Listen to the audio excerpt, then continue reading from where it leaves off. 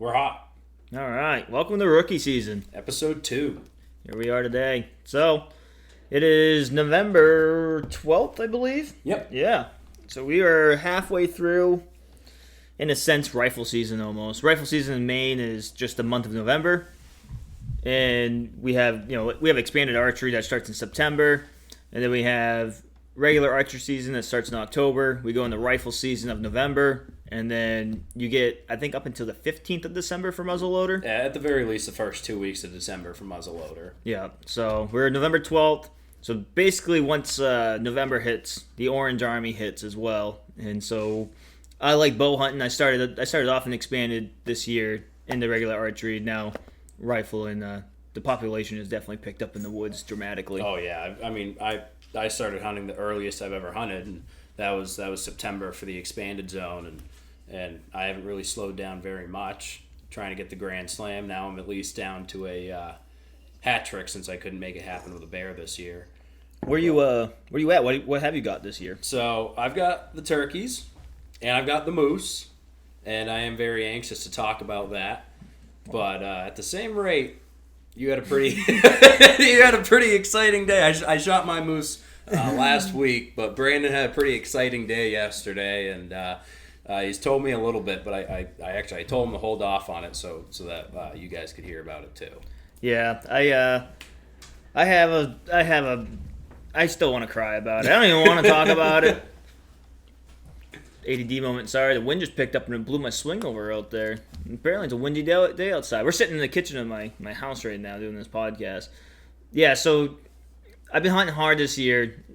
I had a goal of sitting or getting out in the woods and at least doing 25 hunts. And yesterday was number 16. And I've seen a lot of does this year. And I've been primarily hunting like my house, and I have just about 20 acres in Greenbush. And then between like expanded archery season and then regular archery season of just public, I was having quite the success rate of just at least seeing deer. I only saw one button buck, so it's like I haven't seen any bucks that are like shoot worthy for me. And then I had my buddy Donovan text me out of the blue, and he was like, "Hey man, you want to go hunting tomorrow?" And the spot he was talking about hunting at was like an hour and 10, an hour and 15 from me. Oh. And I was like, I don't really want to make the drive. Like, typically, like, I don't know. If I was going to go to a hunting camp for a week, I wouldn't care about making the drive like that. But just to wake up, go to make that drive when I literally have public surrounding my house type of deal. But it's the same reason I don't go 3 hours north to go partridge hunting. Right. It's just like, I'm already in the woods, basically. It's like that, and I know there's deer around me. I have deer on my property. But something about it was just like, you know what? Maybe it'd be nice to take a break from the area that I'm in. I really stole Dan Infolt's style of like mobile hunting. I haven't hunted the same spot repetitively. I've been hunting like the same area within a couple square miles type of deal, but I hit it from different angles at like different winds and kind of pre-gaming all these different spots out. And so I figured, why not take a break? Let's go see some different grass and check out a different area. So my buddy Donovan, I met up with him. There's a large truck stop called Dysart's off the interstate, and so I met up with them. I hopped in his truck and he drove us out to this place, and we ended up canoeing up in. He had a little trolling motor, so it saved a lot of legwork. But we probably went half mile up this river. It might be a river. It was wide. It was a big body of water. I'm really not sure of the location still, like of what body of water it was. But we went up wind cutaways. We had like a south-facing wind, south-southwest. And we got to like an S into the river, and we beached the canoe, and we went to one of these points where you could look out across the S, where it's just a big marsh. And you can see quite a ways, and he's hunted there several times, and he said he's gotten some serious nice bucks out of there. He's seen a lot of deer out of there. He's brought a lot of people out there, and it was raining, and it wasn't a bad time. It was fairly warm. I think it was like 50 degrees out. So we were in our spot before daylight, right at the gray of light, really. And we hung out there for about 2 hours, if I had to guess. Hour and a half, 2 hours. And he was looking to the right. I was looking to the left. And there was like a natural blind of trees that we were sitting in. And we were very concealed, which was nice. And right in the middle of us, essentially, he happened to just look over and he saw a 6 point buck walking down the shoreline of like the marshy area right where it meets the water. And he's like, "Hey man, there's a buck over there." And so I scoped it, and it was quite a ways out there. And I asked him, he's like, "You want me to range it?" I was like, "Yeah, what's the range on it?" And it was like 360 yards. And that's a far shot for me. All day of the week, I'll own up to that. Like, I've never shot anything that far. I haven't even target practiced it that far. So I told him, I was like, "Hey man, I'm not gonna take that shot." I was like, it was raining, like there was just enough variables, and I've never shot that far. So I was like, I'm not taking this shot. He goes, "All right." He's like, let's go back to the canoe, because the canoe was kind of around the corner behind us, so we could leave where we were at, and nobody could see, like, no deer could see us, and anything behind us would have smelt us by now. So in theory, it wouldn't be there. So we went back to the canoe. We're walking down to the canoe, and we put it in the water. And I got almost knee high like rubber boots on, and as we're dragging the canoe back towards the water, and I stepped into the water, and it was like only ankle deep, and I stepped like 2 more steps, and right over my knees. I never even touched the bottom. I pushed off the canoe to pick myself back up out of the water, so I was soaked from like mid-thigh down. And I was like, nice. And so Donovan's like, "Hey man, like, just dump your boots out. Let's collect ourselves." I wasn't like overly worried about it at first, but I was like, he's probably right. That would have ruined the day for me. I would have been done. Oh, see, if it would have been like 30 degrees out, like like today's weather with the wind and stuff, I would have been pretty bummed, because I would have been pretty cold. But it was fairly warm out, so it wasn't the end of the world, but it sucked. So I pulled my boots off, I dump them out, and we finally get back in the canoe. I take the bullet out, because you can't shoot from a boat in Maine with a trolling motor. If you're paddling, you can, but not a motorized boat or canoe. So we were using a trolling motor, and so I unloaded the gun. We get in it. We sneak up through, hugging the bank. Because the bank is taller than us, so we're hugging the bank all the way up in. And if I had to guess, that swale grass, which was like cattails and just whatever mix of grass that grows on the shoreline, is like 5 or 6 feet tall.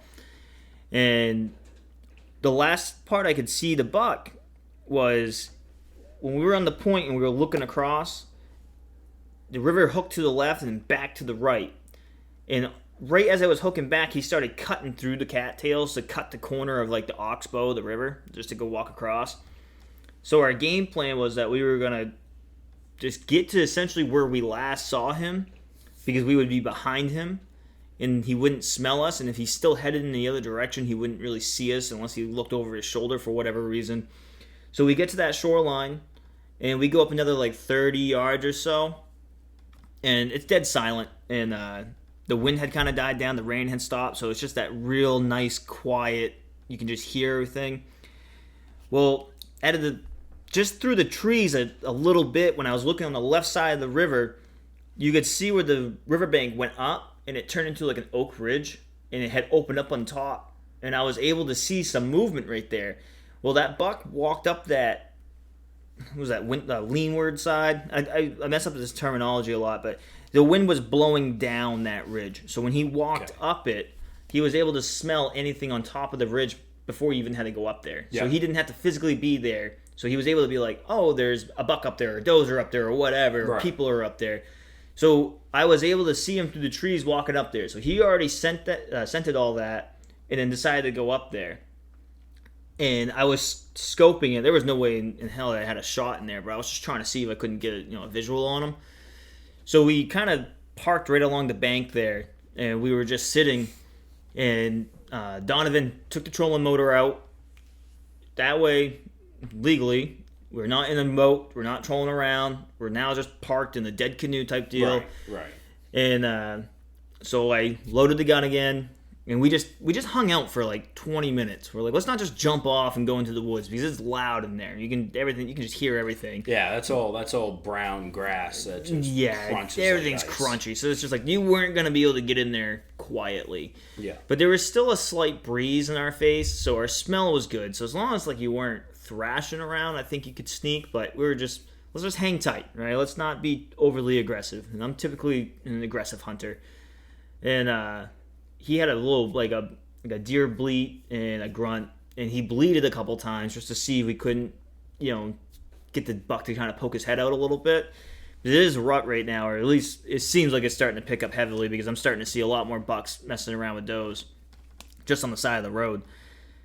And so 20 minutes goes by, and we're looking up the river now, and the ridge is still on our left, and there's like a small stream that jets into the oxbow where we can get the canoe up in, and like the land still goes out to the right around it, and the river goes out beyond that. So we're kind of cutting the oxbow, if that makes any sense. It's like a mud flat almost, with the swale grass on it, and we're just going up in between, and we're probably like 6 feet below the ground. Okay. So it's like we're 100% hidden. It was a cool spot. You're in a pit blind for God's sake. Essentially, yeah, and so we get up in there, and all of a sudden you just hear all this racket, and so we look to the left on that ridge that I'm talking about, and you see 2 does come just running down. And they're like dancing around, and they're kind of zigzagging, and then they start snort wheezing and stuff. And I was like, no doubt, like that buck must have been walking along the shoreline. The wind's coming at him. Those does were up on that ridge eating the acorns because we had a huge acorn drop this year. So he probably from the the riverbank smelt those does. He went up that leeward ridge to find him, and now he's chasing him around. Like, that's really cool. So Donovan's like, hey man, why don't you hop out on the bank, and I'm gonna go over here and I'll grunt, and you'll kind of be in between the 2 of them. So if it's interested, that buck will come off that ridge and will come out into this opening for you. Yeah. And maybe you can tag it that way. Maybe we can maybe make that work. I was like, that'd be cool. Let's give it a shot. So I crawl out of the canoe, trying to be as quiet as possible. I'm trying to essentially, I was trying to walk up without my hands, but I had to army crawl up this muddy bank, basically, because it was so high and it's so steep that when I was not using my hands, it just kept slipping. Yep. So I put my gun on the bank, and then I kind of crawled up and over it, and I'm peeking around. I'm trying to be stealthy, and I'm trying to see what's going on. And I'm looking for a 6-point buck that we had scoped, and the only deer I ever shot before is a 6-point buck, and it was about 150 pounds, and that's what this deer looked like. It looked like they could have been brothers. So in my mind, I'm looking for this thing. So I get up on this bank, and I take maybe 4 or 5 steps, and I'm crouched a little bit. I'm kind of hunched down because the grass is tall, but I'm taller than the grass, but I'm trying to just stay within it, and the wind's slightly, the wind's moving, so it's provided me cover because I'm moving, Should have brought Periscope. Right? And I'm looking to my left. I'm looking for that buck to come down. And for whatever reason, I decided to just kind of look to my right. And I am telling you, all I could see was rack. Just a big old buck. I've seen a lot of dead deer. Seen some nice dead deer.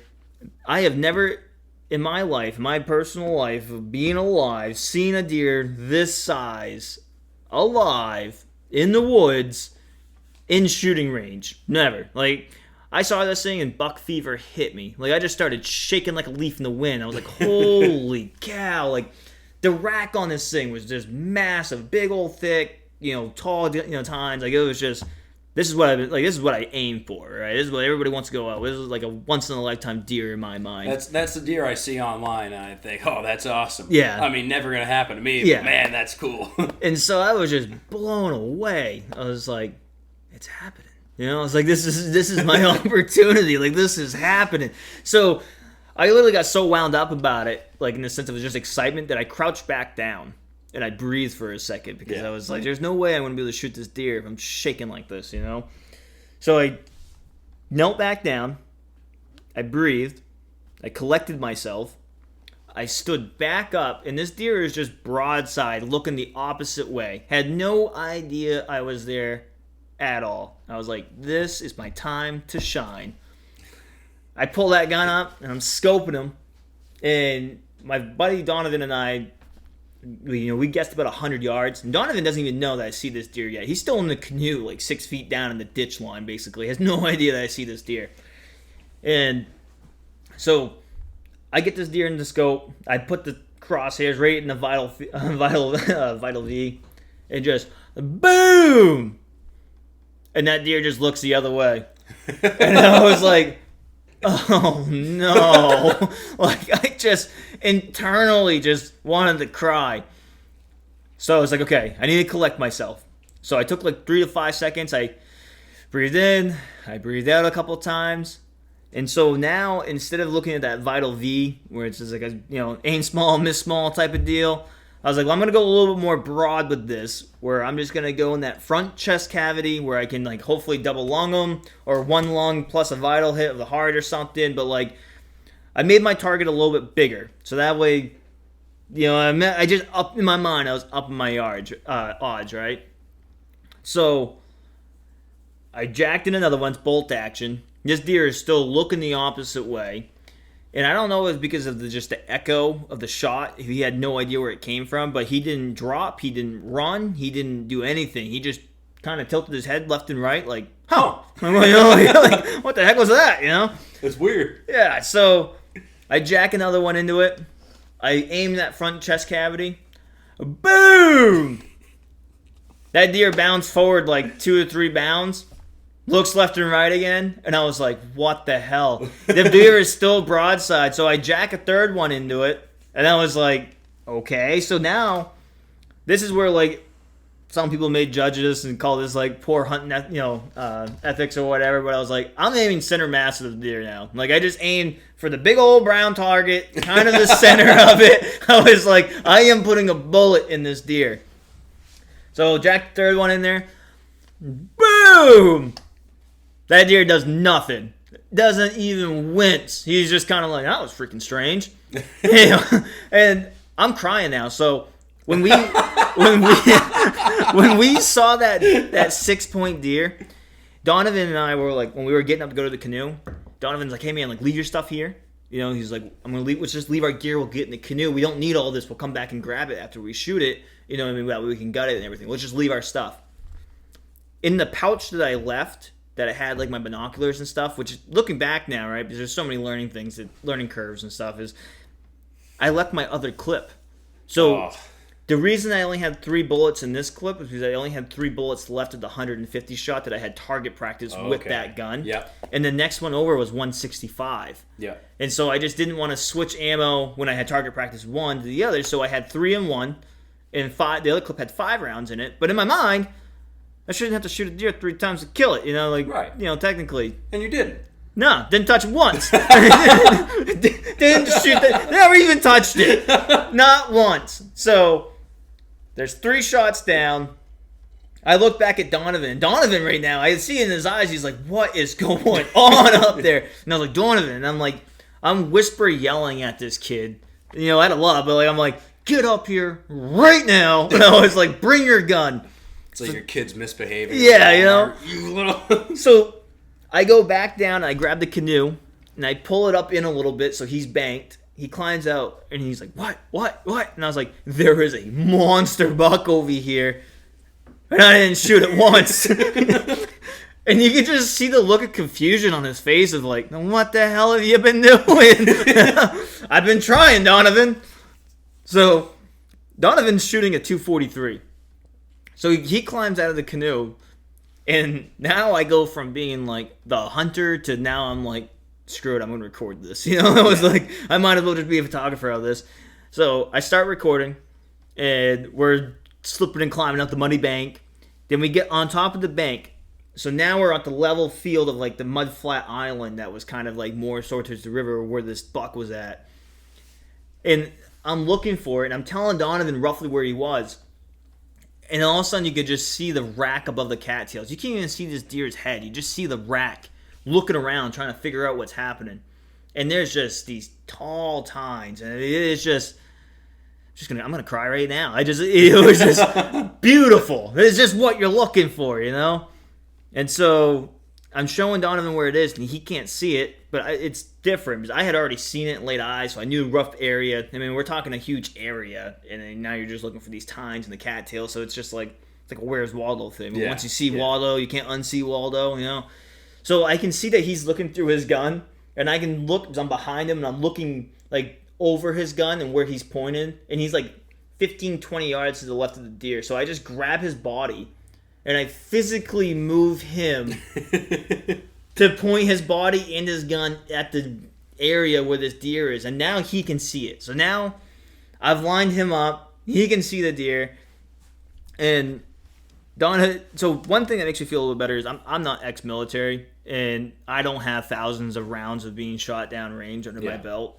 Donovan's ex-military, so that kid shot some guns. He shot a lot of guns. I don't think he was infantry or anything. I really don't know what he did, but at some point in his life in the military, he shot guns. Marksman to an extent. Yeah, he has shot guns, And so he touches off the first round because all he can see is the head, and he has made the executive decision himself of like, this is the biggest buck I've seen out here.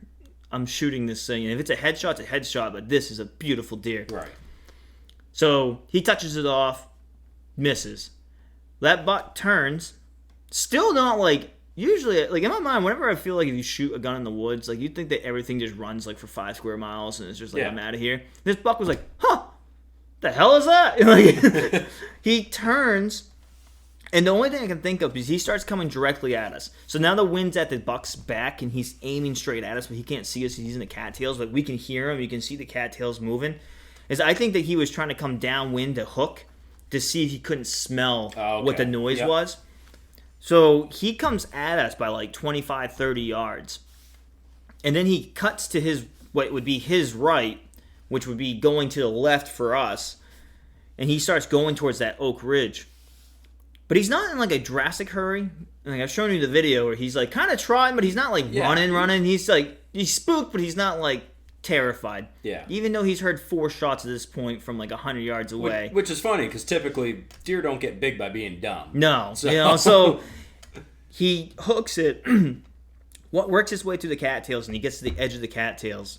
And you can just see his rack coming through. And then you can see his head. Then you see the body forming.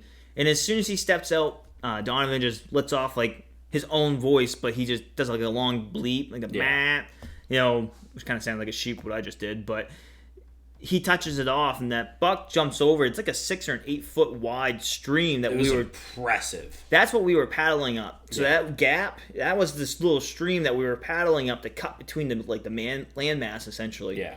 And that buck, Donovan touches it off, boom, and that buck jumps over that. He jacks another one, and before he disappears, Donovan touches it off again, and that deer just piles up into the cattails. Yeah. And it was just one of those things of like, what the hell? Because one, I shot 3 times and missed every single time, and that broke my heart. And we'll get into that a little bit more here in a minute. 2, I just started a friend of mine shoot the deer of my dreams after I just had 3 attempts on it. That was a very bittersweet moment because I was super happy for him, but I also wanted to punch him in the mouth. but no, like I was super happy for him, but it was just like, it was just like, it's just one of those bittersweet things, It's like I'm super happy for him. It's a beautiful deer. It's a hell of an experience, but it's like, man, I wanted that so bad. So I'm ecstatic. I'm like, hell yeah, Donovan, that's awesome, buddy. And he's just cool as a cucumber. Because he's like, man, we gotta get out of here before long because the water where we were like recedes and it will get lower. So it's tidal? It's tidal dependent, but like we're not near the ocean, so I think that's what throws me off is because we're so far up in.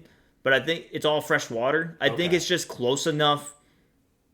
I don't understand it well enough, but it is affected by tidal water, but it's far enough in that it's not brackish, it's fresh, but there's still the ocean, whatever, somewhere along the line. Yeah, that's affecting it. And so he was like, dude, I'm thinking about the workload that's got to go into this. Like, if we don't get out of here in time when water goes down. Yeah. So we got it. But the biggest thing is, like, before we even got it, is we walk over to this thing after, 20, 30 minutes. And we saw it go down. We could see it down. We just left it. We didn't want to walk up to it and have one more Hail Mary and run up over the ridge and just be gone. I mean, I seen the picture. Those tines would have gone all the way through you. They were my God. It was nuts. We walk up to this thing, and so the butcher guy, he was also a verified scale. And, He called it a 9-point because it was an 8-point, big 8-point. Right. And then there was a little nipple off the side of them that was over an inch. So that counts as, it's an inch or bigger to count as a point. Gotcha. So technically it qualified as a 9-point because of that. Yeah. So it was a 9 point. And earlier that day, I say earlier that day, when we were driving, from the truck stop to the spot, I had asked Donovan, because Donovan has shot a lot of deer. He's a very good huntsman and stuff. I was like, you ever been, part of the Big Bucks Club? Because here in Maine, if it's a deer over 200 pounds, you get into the Big Bucks Club. You just get a little patch for it and stuff. We'll refer to it as a patch buck. Yeah, exactly. And he's like, no, I've never done that. He's like, I've shot 11-point deer one time, but it didn't dress out to 200 pounds. So it's 200 on the pole, field dressed, no organs left. Correct. I think the heart is the only thing you're allowed to have in it. Technically, to the balls. Oh, you probably could. Yeah, because it's an external organ. So I read that all the internal organs have to be out. No, so let me get to that point. Yep. But so field dress 200 pounds, and lost my train of thought here for a second. The rack on this thing was just beautiful. Deer was beautiful. We got it out. We drag it back to the canoe.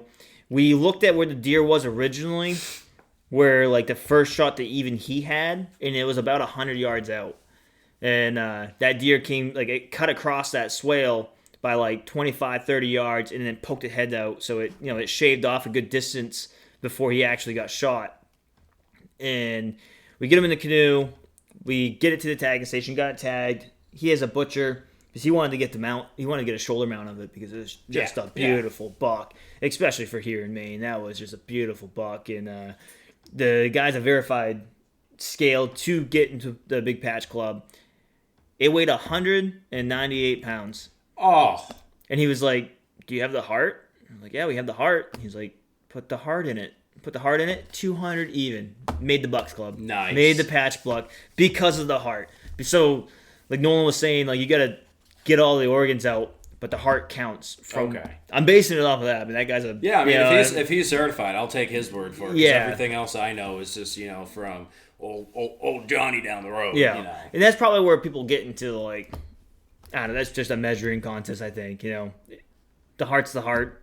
I don't know. You're going to eat it anyways. It's a meat that you're going to eat, so you're not going to eat the intestines. That might be the difference, too, because you have to bring all edible meat to the tagging station where people eat the heart. I guess, that counts. We left the liver. He didn't want the liver. And that, so it's like even that would probably put him up to 205 to 210 maybe. Right. Because that liver on that guy was huge. So I am super happy for Donovan. I cannot express that enough. I really, really am. It was just a very bittersweet moment for me of taking 3 shots at this deer when I was chasing a 6-pointer, 150 pounds, and you look over and you see the rack on this thing. And eventually here one day when we get further into the podcast and doing a YouTube channel, I'll upload the video of him shooting it and some of these pictures of this buck. I asked Donovan and he said he was cool with it. And his name is Donovan Ferris. He runs a YouTube page. So Donovan Ferris, we'll do a shout out to him. He has a YouTube page. I'm pretty sure it's called Donovan Ferris Outdoors or something like that. I'll get you the exact name before then, at some point. But I'll find a way to link it. Yeah. So when I left Donovan, yep. So we're talking like 1:30 in the afternoon. I went from Donovan's to Walmart, and I bought 150 grain ammo for my. I was shooting a 308 Savage Axis.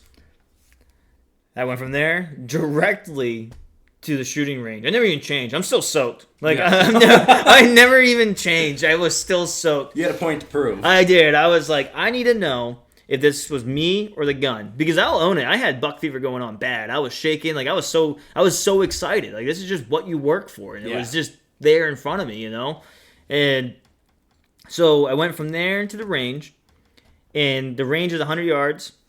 And a few weeks ago, my buddy Bailey and we went out target practicing. And Bailey has a mount, and I've never shot from a mount. And this mount wasn't a heavy mount, so when we put the 308, every time we shot, the mount would bounce. The lead sled, right? Kind of same idea. I don't frame.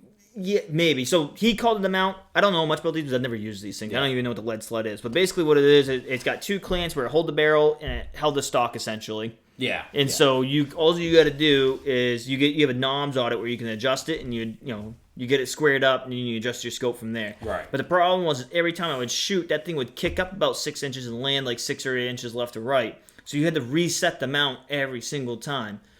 Well, Bailey had a couple fairly accurate shots at 100 yards, and then I would take a couple shots, and they'd be like 8 to 10 inches off.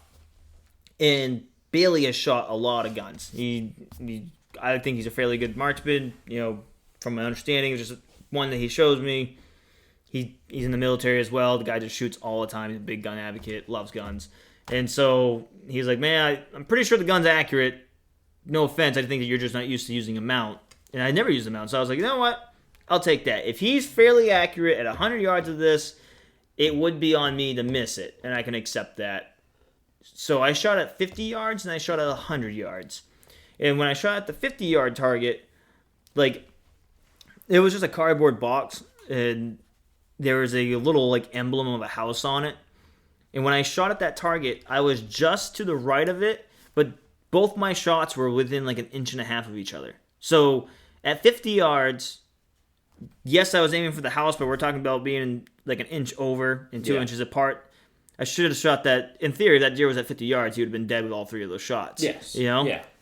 At 100 yards, this box is 2 feet long. I shot 4 times at it.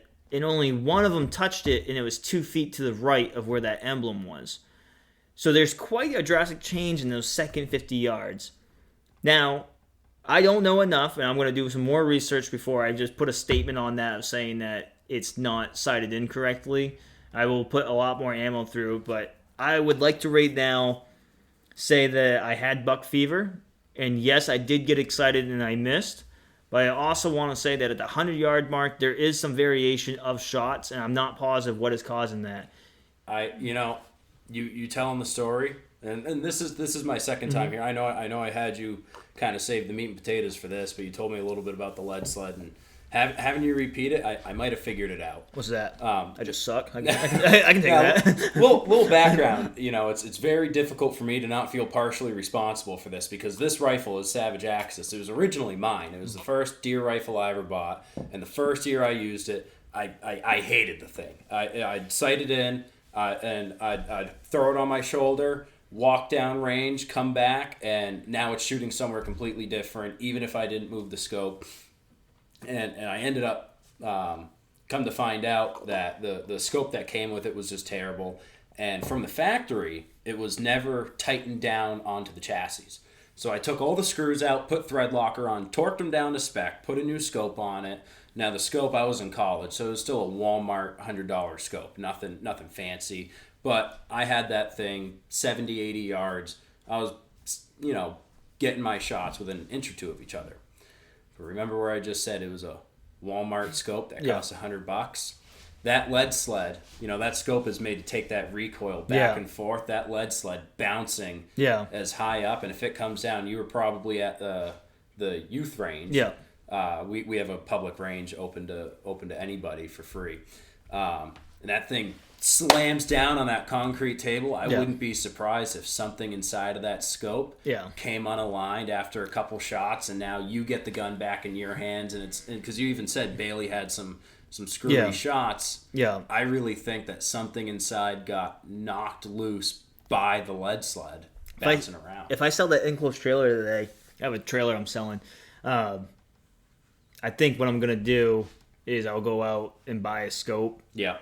Because I have a 30-06 that I got from my grandfather, and the same day that I was planning on using the 30-06 this year. Right, I remember you saying that. And when we went to adjust it, because it was my grandfather's gun, I don't remember the last time he used it or anything. When we went to adjust the top sight, it broke off. It was corroded, so that's why I'm not using that gun. And his funny thing is, it's the same scope that's on the Savage Axis. They're both the same scopes. Really? Well, at least if you buy a new scope, you can try it on both. And whatnot. And so I don't know.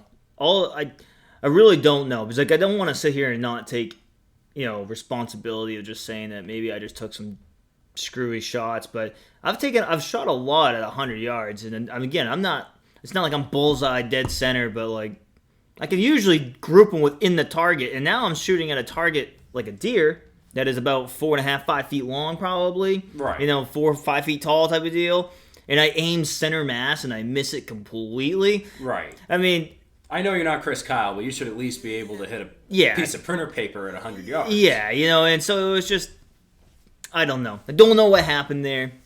Internally, I cry because I just hope I can hopefully see a deer like that again in my life. And I know that probably can. And I know it will probably come together. And just in the moment right now, for the fact of I have been grinding so hard this year. I've been out so many times.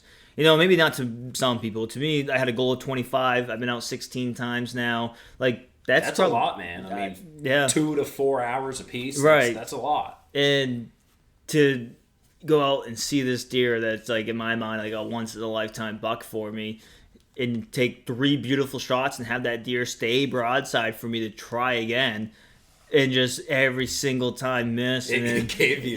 Yeah, it just crushes me. And so I'm trying to look at a couple things.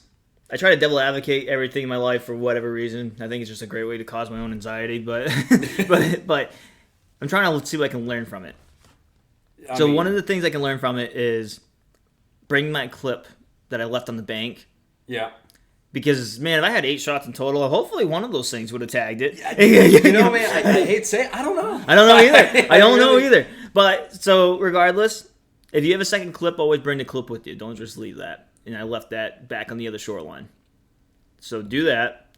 The other thing I'm trying to think of is that Donovan has gone out there a bunch of times. He said it's the biggest buck they've ever taken out of there.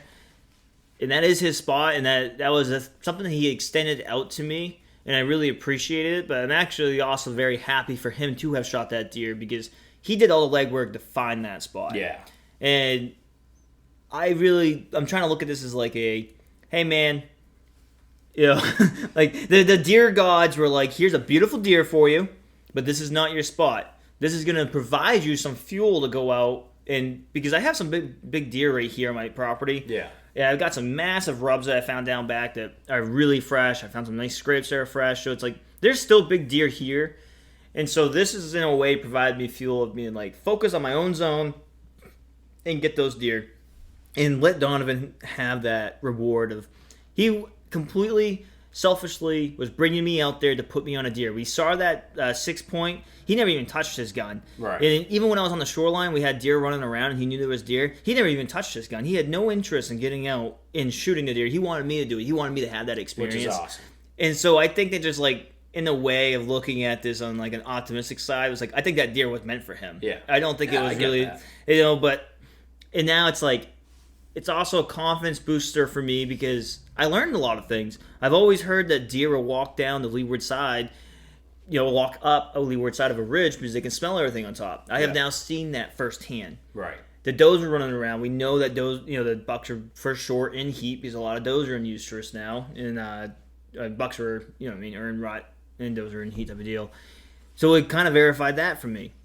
I now know that even the day that I left the range when Bailey and I were shooting with that gun, I was kind of skeptical of it. And now I know for a fact to be skeptical of this gun. And so I'm not going to use it until I'm back to being fully confident with it. Right. And in a lot of the areas out here that I hunt, it's so thick anyways that I'm not shooting 100 yards. Right. And I'm kind of the area that I'm hunting right now. I can hunt with bow still, but I haven't shot enough deer to be able to be like, I might take my chances shooting with a bow in comparison to the gun.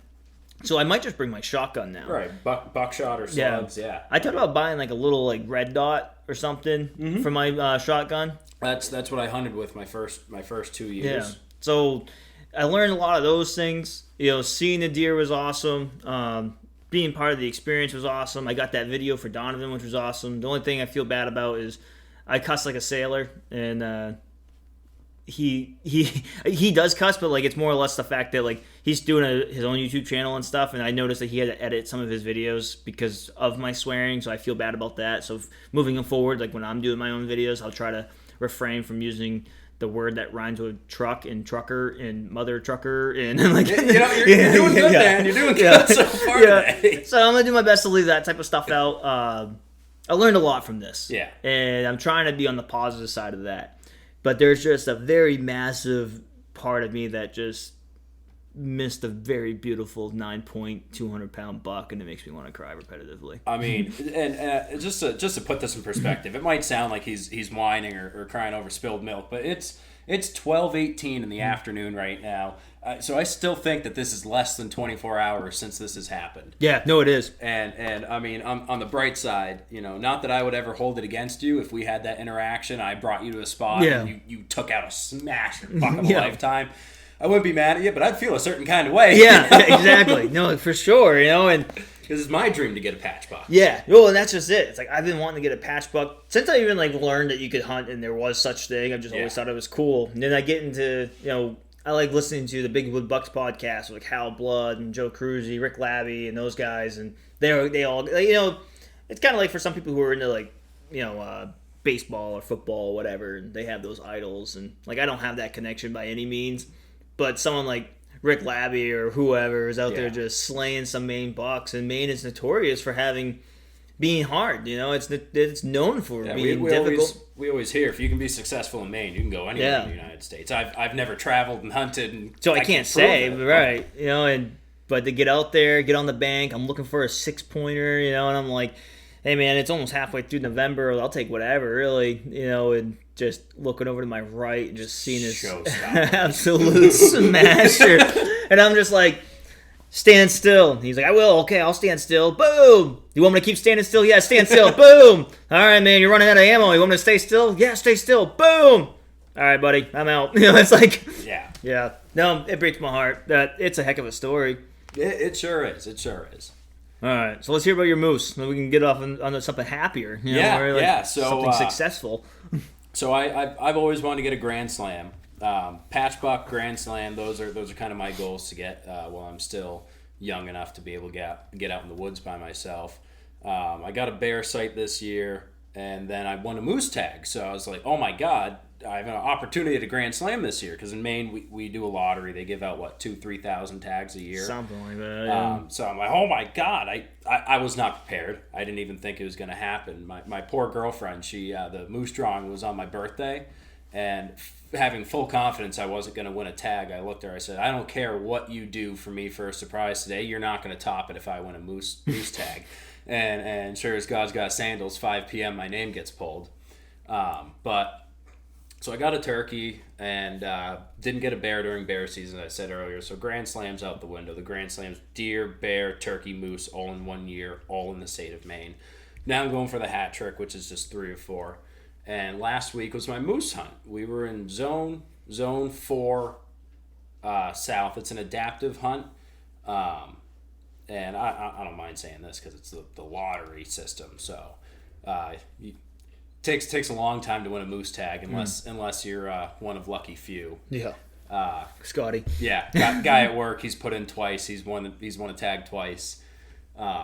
He got a beautiful moose, 680 pound cow. No doubt. Yeah.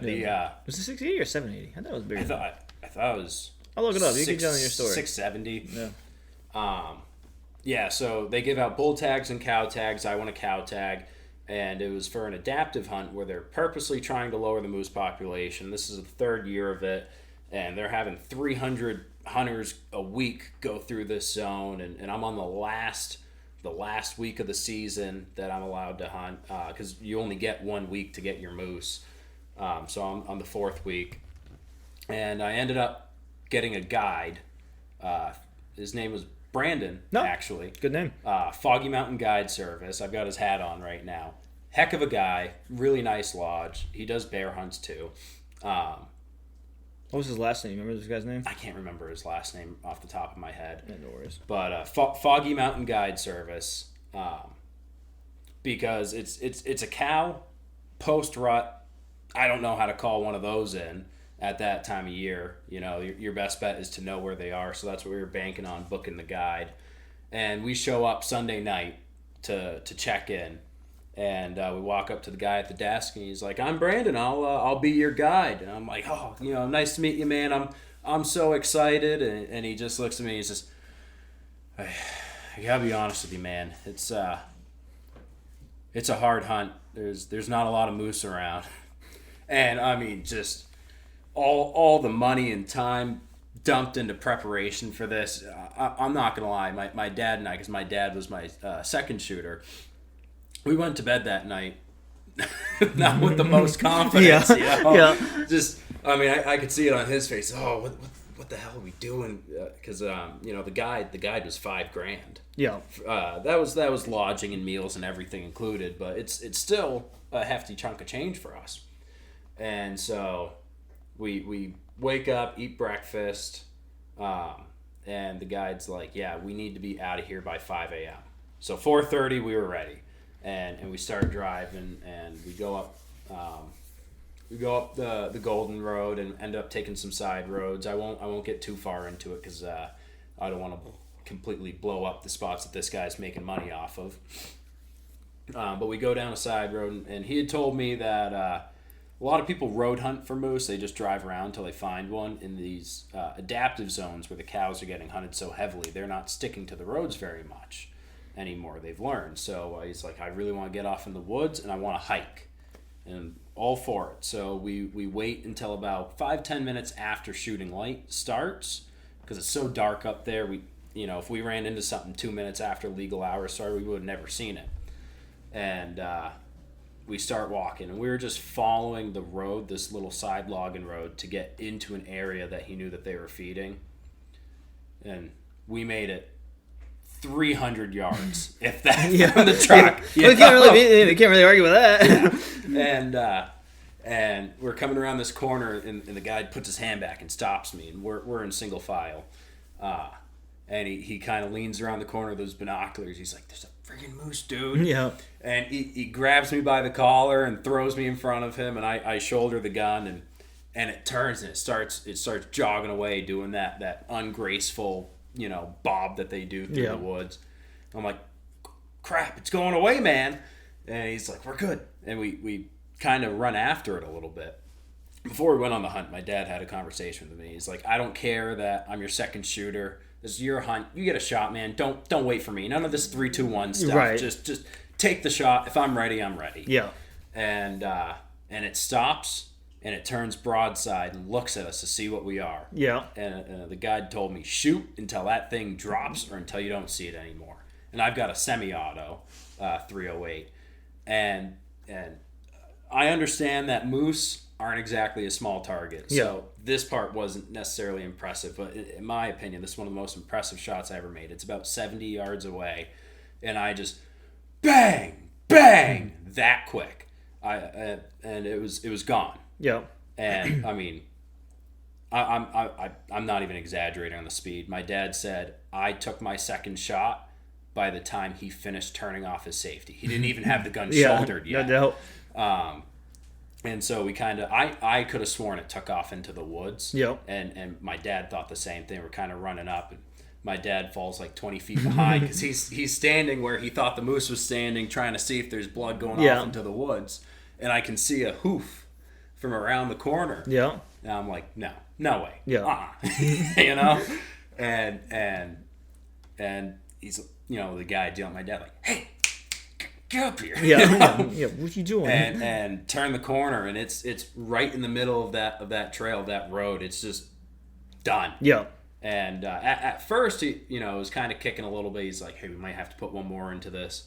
And we run up, and he stops me. And it was just the funniest thing. He kind of gives it a little kick.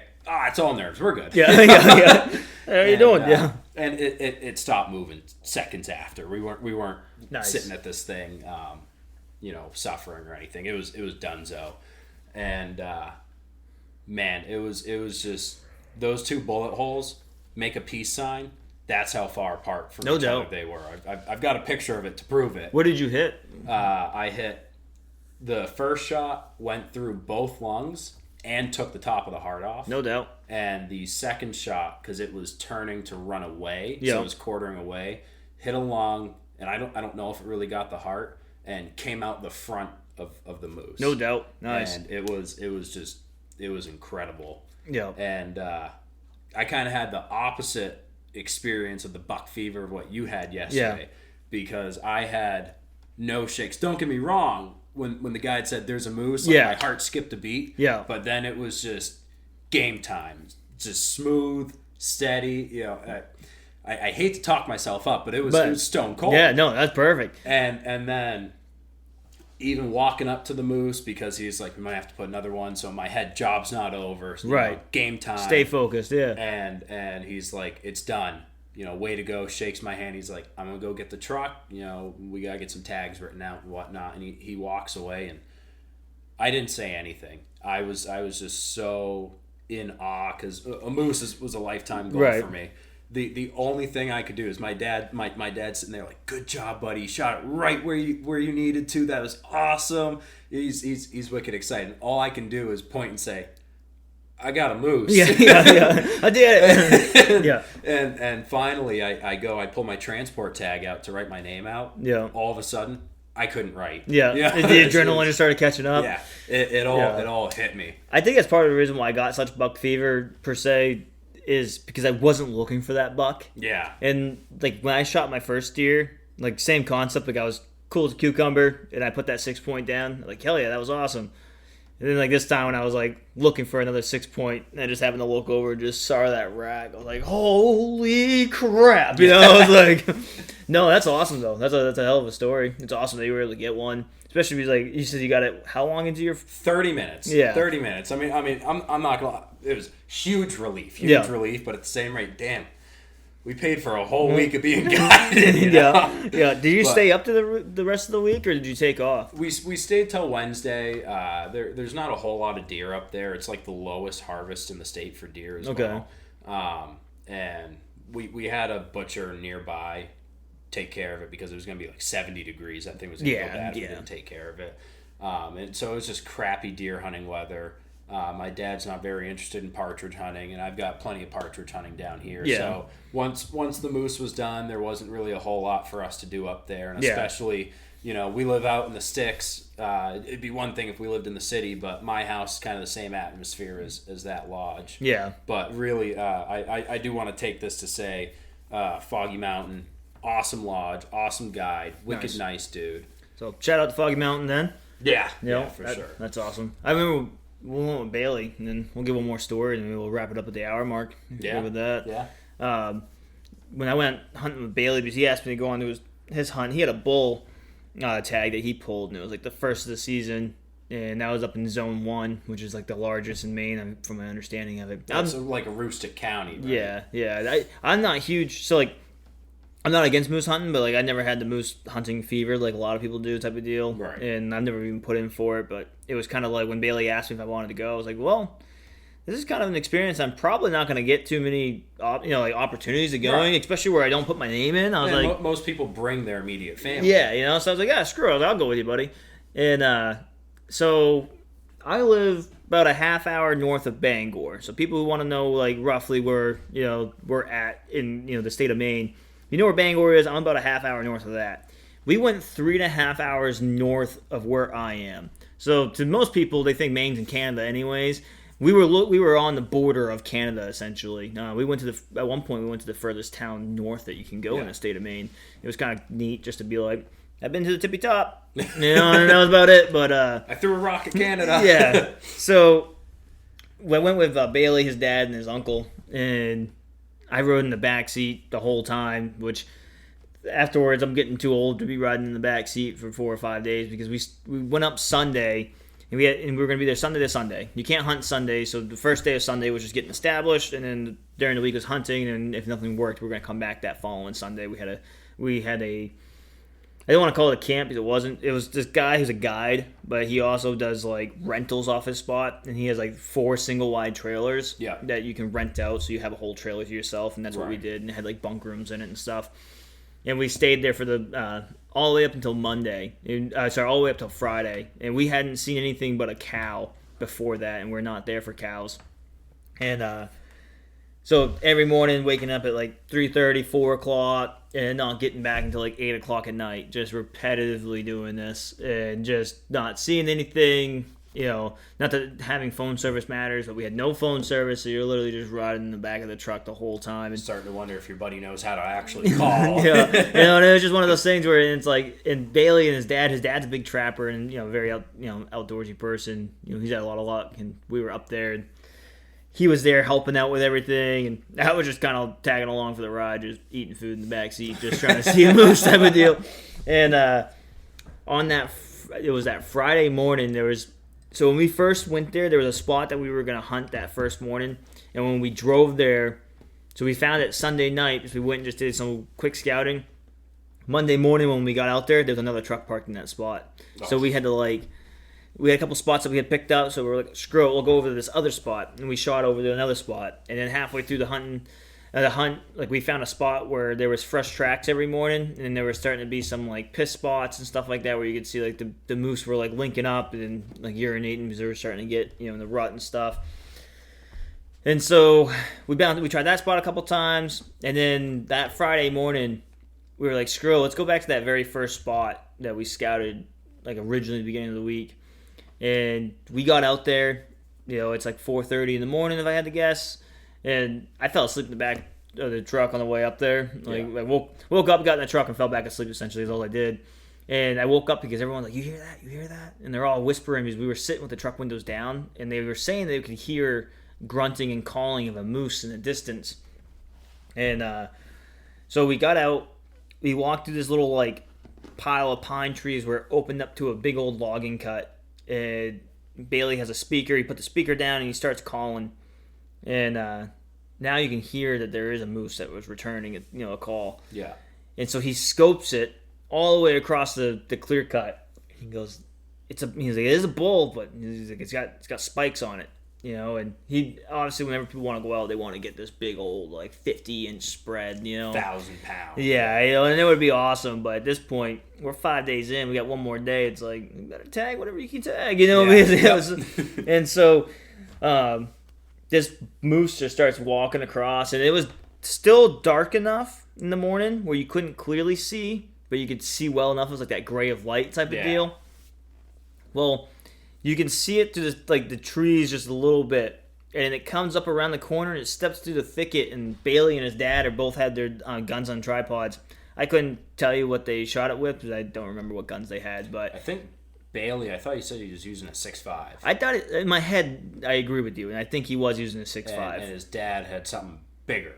Possibly. I really don't know. I didn't ask too much. I was kind of along the ride to drink and hang out. Yeah. But so I have this on video too, and that moose steps out, and we're all whispering, and he goes, it's got horns, right? I was like, oh yeah, it's got horns, and then all of a sudden, boom! Yeah, Bailey shoots that thing, and then his dad just a second afterwards shoots it again, and then the moose starts to get back up, and Bailey punches it again. Two of their shots, the first two shots, went directly through the moose's heart. Yeah. You can see the angle of it too, because Bailey was straight on and his dad was kind of from the left. The bullet hole entrance from Bailey was a nice clean hole right through and out the back. The one that his dad shot, you could see it came from the side because the hole wasn't straight; it was kind of oblong, right, because the bullet was coming at a diagonal, and it kind of like sliced it. Does that make any sense? Yep. And so it was cool that you could see that, and in the video, like, you could just see that after the first two shots, the moose is like, trying to get back up, and then boom, one more, and it just folded up. I had a rangefinder on me, and I ranged it. It was 14 yards away. That's nuts. And Bailey so badly wanted to shoot one with his bow. Oh, and he could have. Yeah. And after the first day when we were out there, he's like, yeah, I'm not going to carry the bow around. One, it sucked to carry in the truck between me and his uncle. I bet. And the other one was just the concept of, like, don't want to get set on having the bow shot to have a moose be 100 yards away. Right. When it's like, that would really be like, what are you gonna do? Aim at the sky and let that third pin hold high. Yeah. So they dumped it. And so that one came out. That was smaller than your cow. I think that came out to like 470. And I just looked it up. And you're right. Scotty's moose was 671 pounds. Yeah. So huge cow. It is a huge cow. No, it's a big cow. The cow that we saw was bigger than the bull that Bailey shot. But at 5 days in, at this point, it's like, you gotta take what you want, but you want to harvest the meat. And we went to there was a butcher right there up that area anyways. And honestly, I couldn't tell you what town we were in or anything like that, but it's just way up there. Yeah, I was gonna swear, and I'm trying to get better at not swearing, but it was way up there, and it lucked out. Got it, so we were able to get it out, harvested it, butchered it, and then we were still home by like 3:00, so that wasn't too bad. So, well, yeah, I mean, this is the hour mark. So, if you want, we can wrap it up. That's our first podcast. Yeah. If you're good with it. I'm good with it. Hope you guys were like listening and listening to some stories to share our failures and success. figured we'd start off with my horrible failure, so the rest of it was a little bit happier. Yeah, we can only go up from here. Yeah, we can. I mean, I completed one life goal last week, so I can only go down from here. Yeah, that's true. That's true. So I guess we'll see the different tracks over the rest of the deer season. That's just it. So, well, awesome. Well, thank you guys for tuning in, listening. My name's Brandon, like I said. I'm Nolan. And this is rookie season. See ya.